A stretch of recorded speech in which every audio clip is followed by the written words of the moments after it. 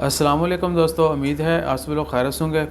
आज आपसे एक मशवरा करना है कि ईद की छुट्टियों में जो है बाहर निकला जाए या ना निकला जाए। तो हमारी अगर आप हमसे पूछेंगे ये मशवरे के मतलब, तो हम तो कहेंगे कि भाई ना निकलें, क्योंकि आरोपी ने जो है ऑलरेडी सख्ती की हुई है। और ईद की छुट्टियों के दौरान हो सकता है इंशाअल्लाह खैर जुमेरात की ईद हो, कल पता चल जाएगा। और जुमेरात की हुई तो 3 छुट्टियाँ होंगी, जुमे की हुई तो 4 छुट्टियाँ होंगी। तो ये 3 या 4 दिन जो है सिक्योरिटी काफ़ी सख्त रहेगी। तो कोशिश करें कि बाहर निकलें भी तो ग्रोसरी वगैरह के लिए निकलें। बाकी आपको पता है कि छुट्टियों में तो मुकम्मल शॉप्स मार्केट जहाँ बंद होंगी, तो ऐसा ना हो कि आप ऐसे ही राउंड मारने के चक्कर में भी जो है ना धरे लिए जाएं।